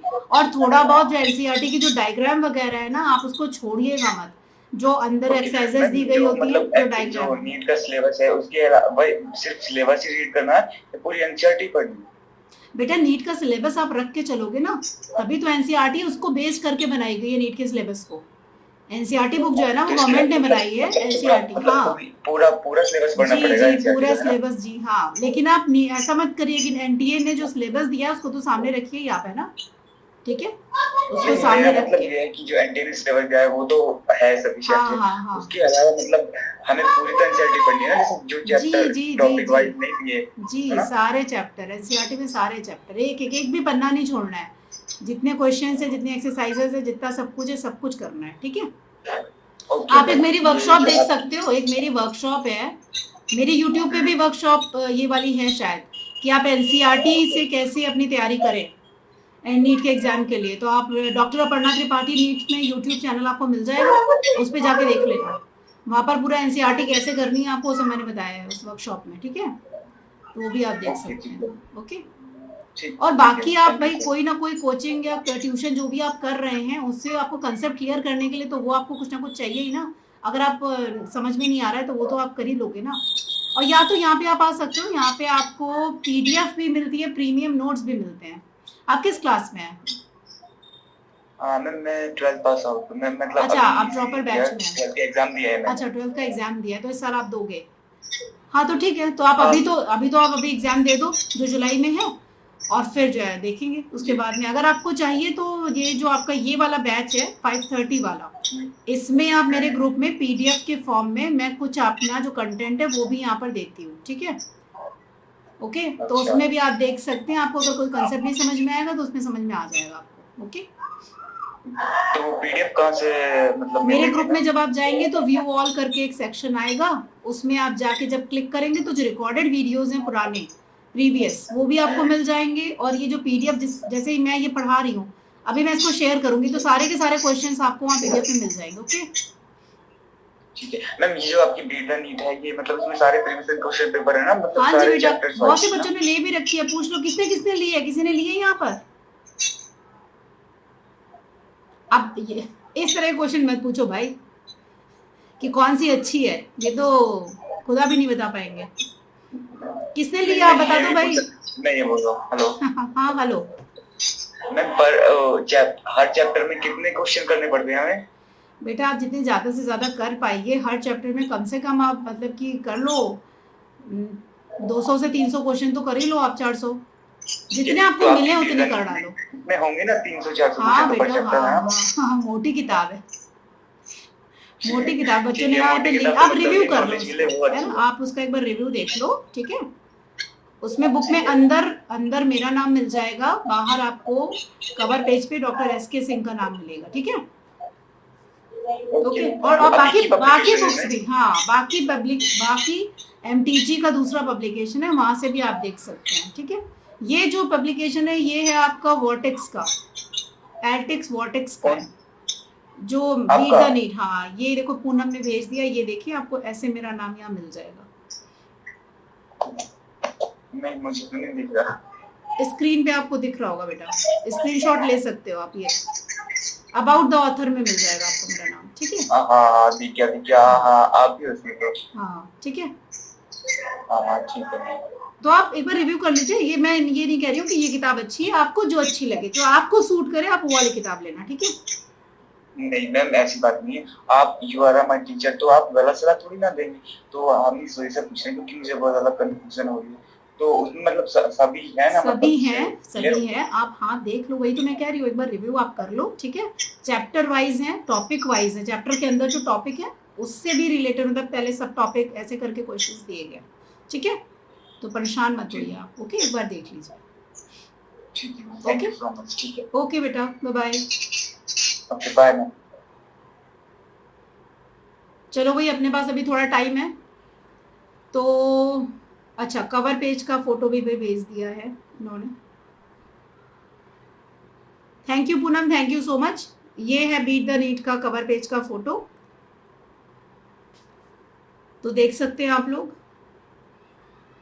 और ये है डॉक्टर एसके सिंह जो बाहर हैं और मैं अंदर हूं भाई। तो मैं कोटा राजस्थान से हूँ। कोटा नगरी आप जानते होंगे, यहाँ पर इसको कोचिंग हब कहा जाता है। कोटा को तो कौन नहीं जानता है, पढ़ने वाला, नीट का, जी का, आईआईटी का स्टूडेंट कौन कौन नहीं जानता भाई, सब जानते होंगे कोटा को। कोटा राजस्थान से हूं मैं। आप लैंडमार्क आए थे, वो तो बिल्कुल मिनी दुनिया बच्चों की है, छोटी सी, वहां तो सब जगह बच्चे बच्चे बच्चे। चलो आ जाओ, पहले क्वेश्चन कर लेते हैं फिर बात करेंगे, ओके। हाँ एसके सर भी अच्छा पढ़ाते हैं। Which one of the following is a characteristic feature of cropland ecosystem? बताओ। क्रॉपलैंड इकोसिस्टम यानी कि जहां पर आपकी फसल उगती है, उसका कैरेक्टरिस्टिक फीचर क्या है? पहली बात तो ये क्या है, मैन मेड है, ठीक है, ह्यूमन ने बनाया है, ठीक है। इसमें एब्सेंस ऑफ सॉइल ऑर्गेनिज्म होगी क्या? नहीं होगी भाई। ऑर्गेनिज्म तो प्रेजेंस ही होंगे ना, प्रेजेंस होगी ऑर्गेनिज्म की, तो ये आपका नहीं है। लीस्ट जेनेटिक डाइवर्सिटी, ऐसा होगा क्या?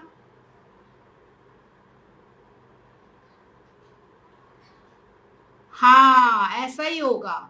क्यों? क्योंकि क्रॉप लैंड है। अगर हमने गेहूं की क्रॉप बोई तो गेहूं ही गेहूं नजर आएगा ना, एक ही वैरायटी का नजर आएगा ना। तो जिन्होंने बी लिखा है सही है, एब्सेंस ऑफ वीड नहीं हो सकता। वीड तो हर जगह उगाती है, खरपतवार दिमाग में भी है ना, दिमाग में भी उगाती है। तो वीड्स तो हर जगह उगती रहती हैं, तो उनको छोड़ दो। इकोलॉजिकल सक्सेशन इतनी जल्दी कैसे हो जाएगा, ये तो सालों का काम है, ठीक है। तो जो लीस्ट जेनेटिक डाइवर्सिटी वाला आपका क्वेश्चन है, ये आपका बिल्कुल करेक्ट है, मतलब ये आपका सॉरी ऑप्शन जो है ये सही है एकदम, बी वाला, ठीक है। आगे चलते हैं। Vertical distribution of different species occupying different levels in a biotic community is known as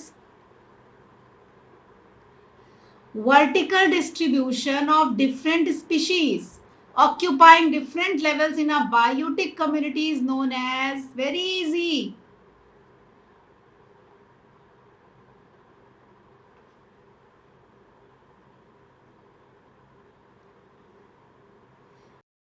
ध्यान से थोड़ा दीजिए, ऐसे ABCD कुछ भी मत लिख दो। जोनेशन नहीं, डाइवर्जेंस तो फैलाव को कहते हैं, जब चीजें फैल जाती हैं। अरे बाप रे, अक्षय की आवाज मेरे कान के अंदर तक चली गई बिल्कुल, इसीलिए मैंने यहां पर जल्दी से टिक लगा दिया, ठीक है। अक्षय, स्ट्रैटिफिकेशन पढ़ा भी है बच्चों, स्ट्रैटिफिकेशन, लेरिफिकेशन, इसका दूसरा नाम है लेरिफिकेशन।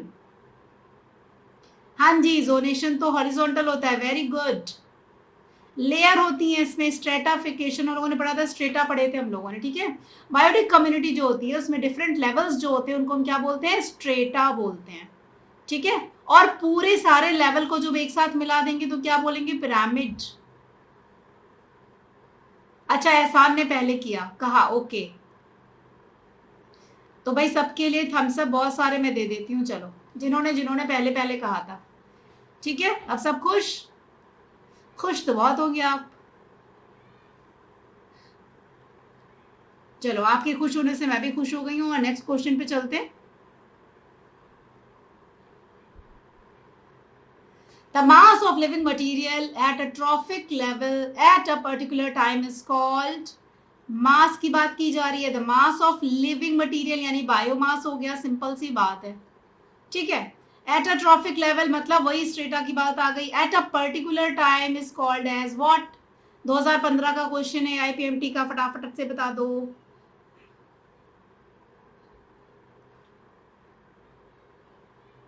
BBBB, okay, standing crop.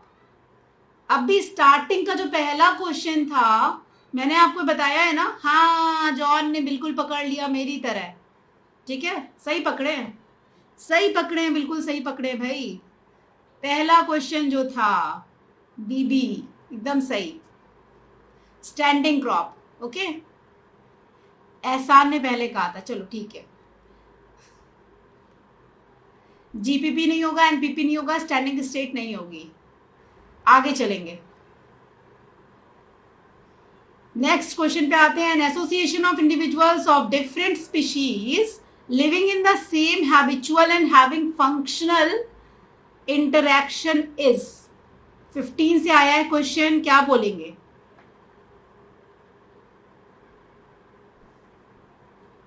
An association of individual, ठीक है, of different species living in the same habitat या habitual and having functional interaction is what?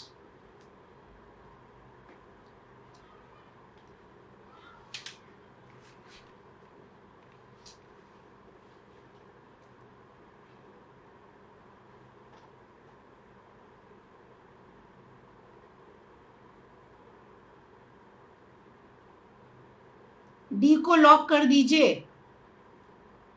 Ecological निश। सही आंसर नहीं आ रहा है, सही आंसर क्या है,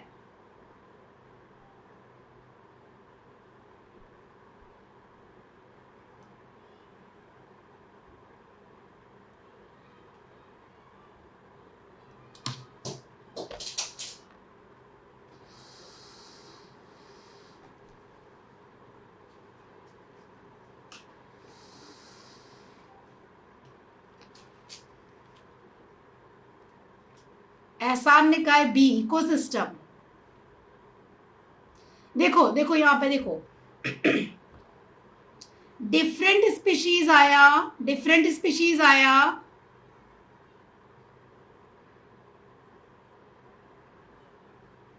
बॉटल इज 8, ये क्या है? बोतल इज 8, ये क्या होता है?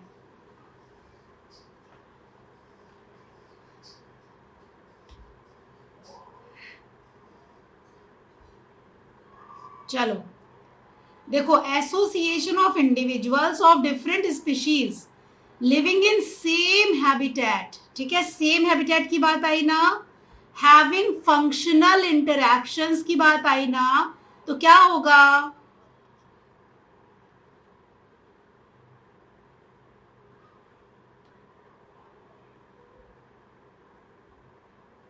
यस, इकोलॉजिकल निश, इकोलॉजिकल तो होगा ही, इंटरैक्शन हो रहा है, एसोसिएशन है इंडिविजुअल्स का, ठीक है। इकोसिस्टम बहुत बड़ा हो जाता है, पॉपुलेशन अलग चीज हो जाती है, बायोटिक कम्युनिटी भी अलग चीज हो जाती है। यहाँ पर हैबिटेट की, सेम हैबिटेट की बात की है, ठीक है, फंक्शनल इंटरैक्शंस की बात की है। ओके, चलो नेक्स्ट क्वेश्चन पे चलते हैं। चलिए इसको करिए।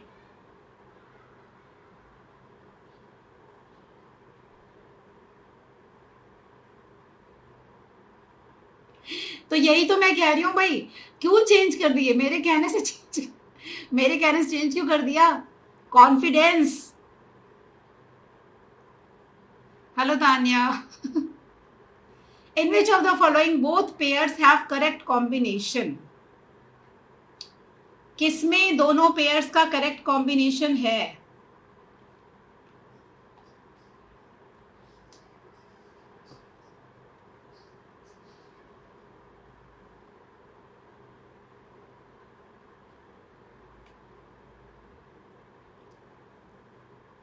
Gaseous nutrient cycle carbon and sulphur, sedimentary nutrient cycle nitrogen and phosphorus होती है क्या? Gaseous nutrient cycle nitrogen and sulphur, sedimentary carbon and phosphorus. भाई गैसियस में कार्बन आना चाहिए, और कौन आना चाहिए? कार्बन के साथ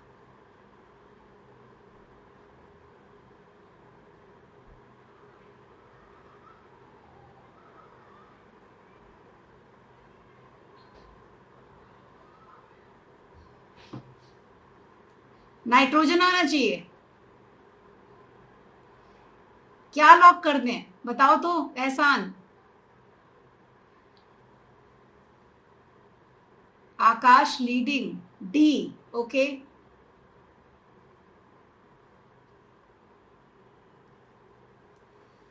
देखो कार्बन और नाइट्रोजन गैसियस, सेडिमेंट्री वाले में फॉस्फोरस और सल्फर,